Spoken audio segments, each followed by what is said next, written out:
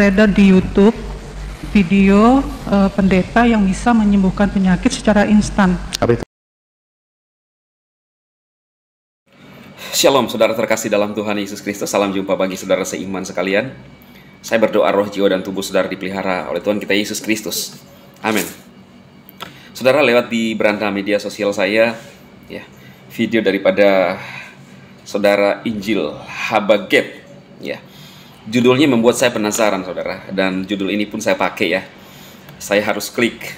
Judulnya adalah lihat, banyak muslim tinggalkan ustadz karena tidak bisa sembuhkan orang sakit ya. Saya melihat, kemudian ternyata di dalam video itu seorang ibu ya, di dalam pengajian bertanya kepada seorang ustadz. Dia melihat sebuah tayangan YouTube di mana seorang pendeta menyembuhkan orang tuli, dan terus melanjutkan bahwa bagaimana menyikapi ini karena bisa membuat goyang iman daripada mereka saudara yang tidak seiman. Injil Habaget menjelaskan apa yang disampaikan oleh ibu ini, karena ibu ini mengatakan bahwa mereka mencari, sasaran mereka mencari orang-orang miskin ya. Jadi sudah dijelaskan oleh saudara Effendi Usman bahwa hamba-hamba Tuhan itu tidak mencari orang-orang sakit, khususnya yang beda keyakinan ya. Dijelaskan secara detail. Dan saya sendiri beberapa waktu yang lalu berkesempatan mengunjungi pelayanan pesaran di Simon. Justru pendeta di Simon mengatakan bahwa tidak ada pelayanan penyembuhan karena terus didatangi oleh banyak orang saudara. Jadi terkesan menolak ya. Tetapi ada banyak orang yang terus datang. Kenapa? Karena ada mujizat. Nah, saya tidak menjelaskan jawaban yang sudah disampaikan oleh Effendi Usman, tetapi saya akan menyampaikan pesan kepada saudara bahwa apakah mujizat yang dilakukan oleh pendeta-pendeta itu berasal daripada Tuhan atau dari setan, seperti yang dituduhkan oleh seorang oknum ustadz yang juga menganggap bahwa akan ada yang lebih besar daripada itu, bahkan setan pun bisa melakukan. Jadi terkesan bahwa pelayanan pendeta-pendeta itu adalah tidak berasal daripada Tuhan, saudara. Ya, bahkan juga ada orang Kristen yang menganggap bahwa pelayanan-pelayanan kesembuhan itu adalah praktek perdukunan. Ini yang paling miris. Kalau yang berbeda keyakinan dengan kita itu bisa dimaklumi, tetapi kalau orang yang sekeyakinan sama-sama umat Kristen, wah ini yang sangat miris, ya. Beberapa golongan tertentu. Nah saudara, di dalam Yohanes 14 ayat 12 dikatakan bahwa jikalau kamu percaya kepadaku, ya, kepada Yesus, kamu akan melakukan pekerjaan-pekerjaan yang lebih besar dari yang aku lakukan.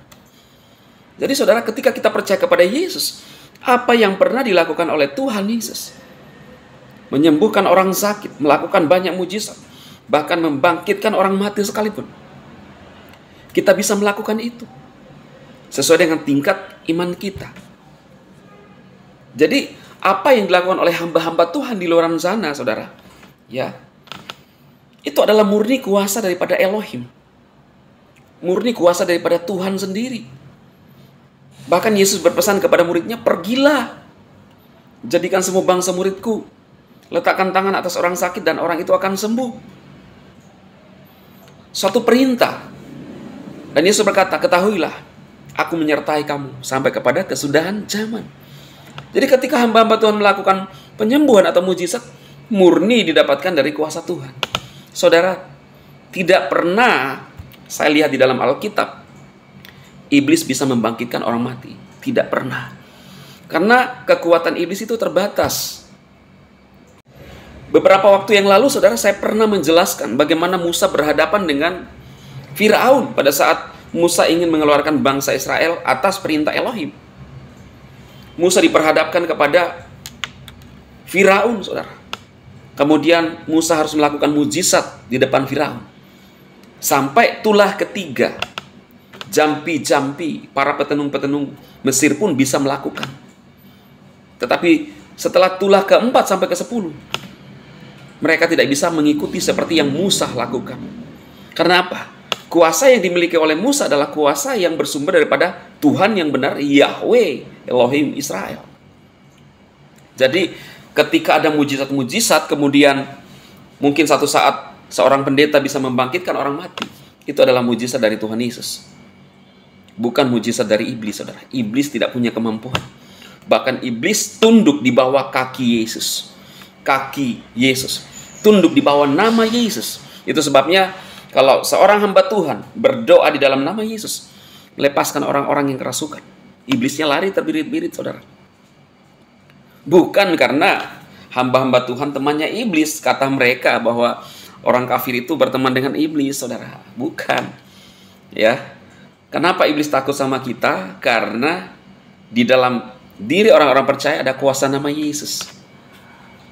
Bahkan Yesus sudah memberikan sendiri jawabannya. Tidak ada sejarahnya iblis mau melawan diri sendiri. Iya kan? Hancur. Semua dijelaskan.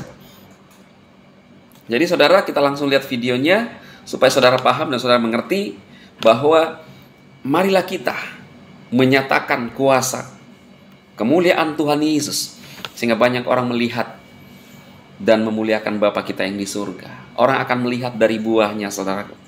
Orang akan mencari sesuatu yang bisa mengubah hidupnya dan memulihkan hidupnya.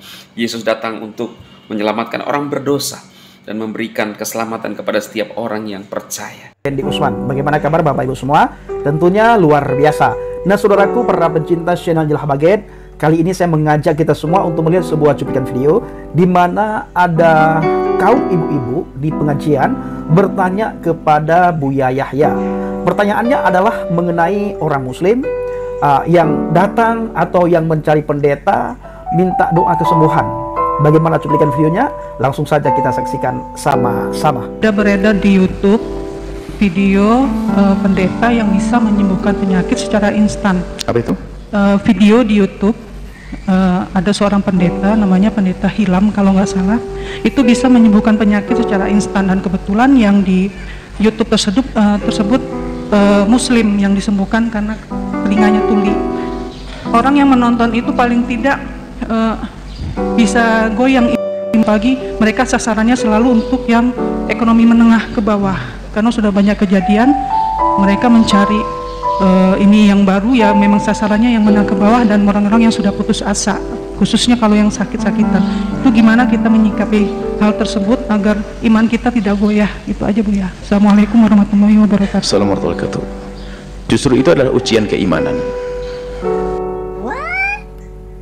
Kalau masih terpesona dengan hal-hal semacam itu, berarti iman kita keropos.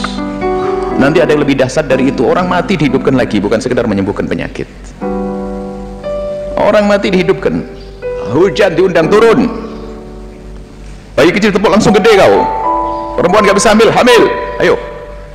Ada lebih dahsyat lagi. Dajjal. Oh, itu fitnah Dajjal lebih dahsyat lagi. Lah kalau urusan kecil-kecil saja terpesona, tergoda, berarti imannya keropos. Kalau ketemu Dajjal langsung pengikutnya Dajjal nanti. Dajjal lebih dahsyat dari itu. Ngaku Tuhan, percaya orang, semua bisa dilakukan. Orang minta apa? Sakit, yang katanya dokter gak bisa sembuh. Dajjal. Itu mah kecil, itu Dajjal kecil namanya. Itu Dajjal kecil namanya.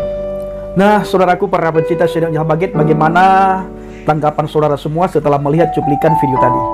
Saya ulangi pertanyaan yang ditanyakan oleh ibu tersebut. Ada video di YouTube, ada yang bisa menyembuhkan penyakit secara instan. Ini pertanyaan ibu tadi. Kebetulan di YouTube tersebut Muslim yang disembuhkan karena telinga tuli. Sebenarnya Bapak Ibu, banyak sekali orang yang mengalami sakit, ya sakit apapun, itu sekarang mencari pendeta. Ya, bukan saja tuli, bahkan ada yang stroke, tidak bisa lagi berjalan, tangannya tidak bisa digerakkan, ada yang sakit leher menahun, bahkan ada yang lumpuh. Itu sekarang berbondong-bondong orang mencari pendeta untuk minta kesembuhan ya. Saya lanjutkan membaca apa yang disampaikan, ditanyakan oleh ibu tadi. Orang yang menonton itu paling tidak bisa goyang imannya. Katanya orang yang menonton itu paling tidak bisa goyang imannya. Apalagi mereka sasarannya selalu untuk yang ekonominya menengah ke bawah. Karena sudah banyak kejadian mereka mencari sasarannya menengah ke bawah. Orang-orang yang sudah putus asa, khususnya kalau sakit-sakitan, gimana menyikapinya agar iman kita tidak goyah? Nah saudaraku, Kita fokus dulu kepada pertanyaan daripada ibu tersebut. Ya, pertanyaannya adalah orang yang dikunjunginya itu adalah orang-orang miskin. Dia ingin katakan seperti itu. Sebenarnya, kalau kita melihat bagaimana yang terjadi di lapangan, bukan kita yang mencari orang sakit. Orang sakit yang datang kepada pendeta. Seperti di tempat Pastor Andi Simon. Sampai pemerintah menutup pelayanan Pastor Andi Simon itu dikarenakan banyak sekali muslim-muslimah datang ke kediaman, ke tempat pelayanan Pastor Andi Simon, khususnya minta doa kesembuhan. Bahkan ketika Pastor Andi Simon olahraga, beliau lagi jalan, lagi lari-lari kah, beliau mau makan kah ke warung makan, itu ada orang yang kenal, pasti orang itu meminta doa kesembuhan daripada Pastor Andi Simon. Nah, jadi ini terlalu dikarang ya. Katanya sasaran para pendeta itu orang-orang yang ekonominya ke bawah, menengah ke bawah, artinya orang miskin. Padahal tidak pernah pendeta mencari orang miskin. Orang yang sakit datang ke pendeta, minta sendiri doa kesembuhan dengan kesadaran. Kenapa? Karena dilihat banyak orang yang sembuh ketika didoakan di dalam nama Adonai Yesus HaMashiach. Apalagi Pastor Andi Simon selesai berdoa ketika orang tersebut mengucapkan terima kasih kepada Pastor Andi Simon.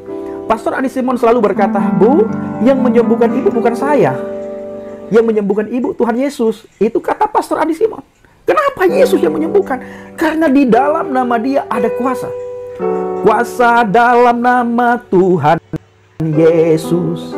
Ada kuasa di dalam nama Tuhan Yesus. Dapat menyembuhkan sakitmu.